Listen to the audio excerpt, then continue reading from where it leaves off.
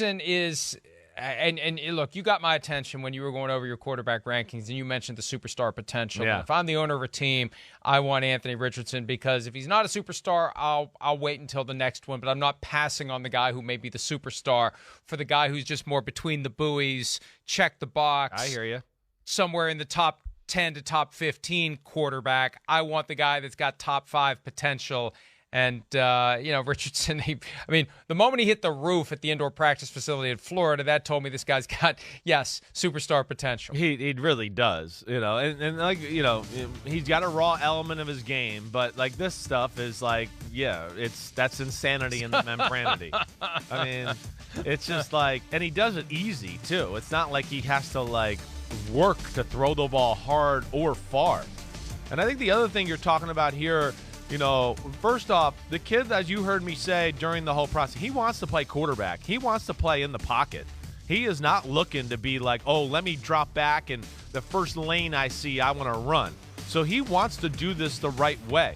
And then he is a natural thrower. Does he need to work on a few things? Sure. It's not perfect like you see in some of these throws here. They look pretty. It's not necessarily always polished and quite on the money. Right? There's some work there. It's the same with some of the stuff you see him making decisions. But watch, this is where he does the backflip, right? Are you kidding me? So, Mike, the other thing you hear with the kid and why I think he's still so highly regarded even though he's raw is, as you see there, or as you see with him on any time there's a microphone in front of him, he's got a charisma. You could tell he's a good kid. He likes it. It shows in his demeanor. And that's what I've heard through the grapevine, too, that this kid wants to work. He wants to get better. So because of that and then the superstar element you're talking about, someone's going to take a chance on them because they're going to go, wait, he's willing to work. He loves the game. We can deal with raw then. We can work and mold this, and that's where he'll be very interesting come draft night.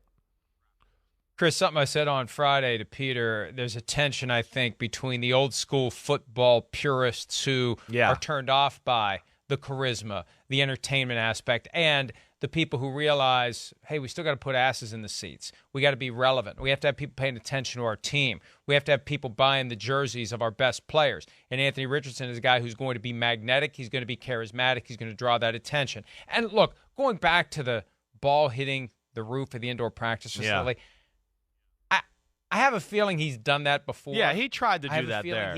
I have a feeling he did that on purpose. Exactly. Right? Yes. Because if you do throw in that building from time to time, as he surely has, you know that you have to take a little something off to not hit it, and he wanted to have that. And again, it's entertainment. It entertained me to see it happen. And it adds on to the that lure. Last throw, right?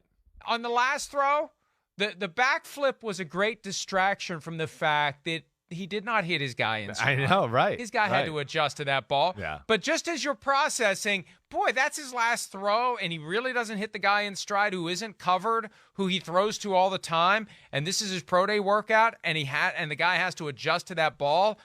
Just by the time your brain's processing it, you see him doing the backflip, running down the field. Yeah. So there will be an element that loves him, and there'll be an element of the football community that harumphs about it because he's not the standard, typical quarterback. But if you can harness that potential, he becomes spectacular, and he becomes somebody we're talking about every Monday morning or the morning after whenever his team's games are played. Yeah, no, you said it right, and you're right with what you saw there with your eye.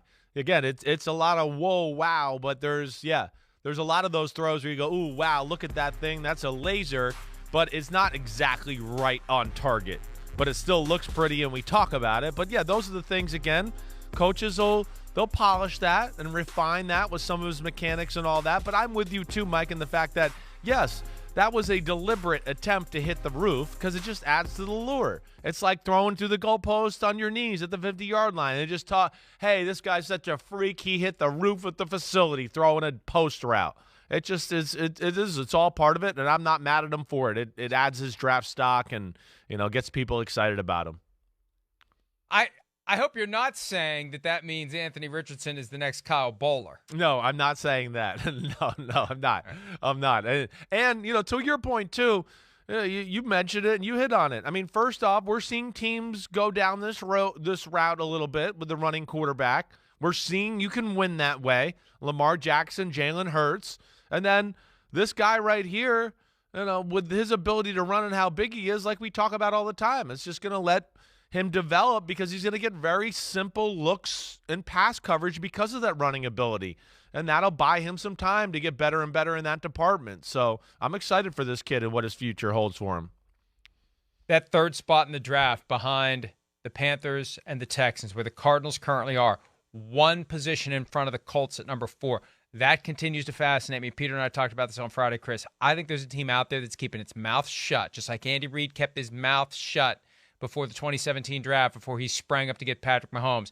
My guess is somebody's out there that is smitten with Anthony Richardson. Out of all those teams and all those factors we've discussed, there's got to be somebody who's saying, this is our guy, and we're going to go get him.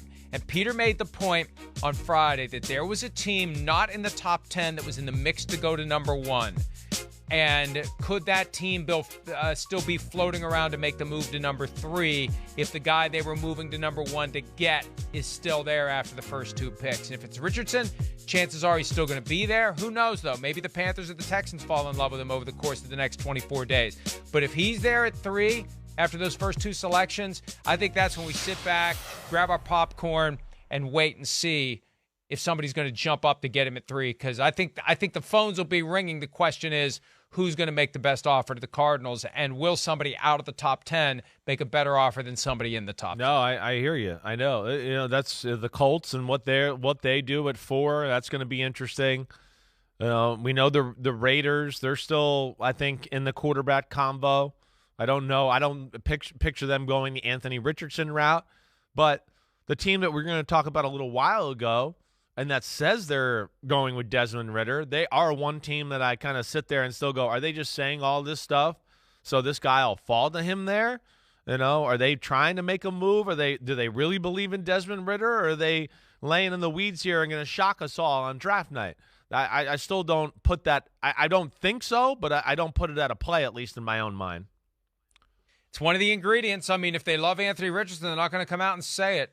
That's one thing that we go through every year at this time. The smart teams either keep their mouths shut or they deliberately put out misinformation that works. But, I've been doing this 23 years now. I pay attention to none of it. It goes in one ear and out the other because I know it's all potentially BS. The ones to watch are the ones that aren't saying a damn thing. Like, I go back to 2006 when Kyle's dad, Mike, trades up to get Jay Cutler. Right. Nobody saw that coming. Cutler didn't see it coming. Cutler was not scouted by the Broncos.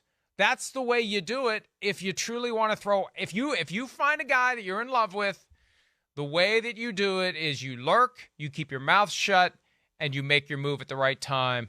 That's the way when you're talking about a dibs-based system where everybody gets to call who they want and you need to get in position to get the guy you need.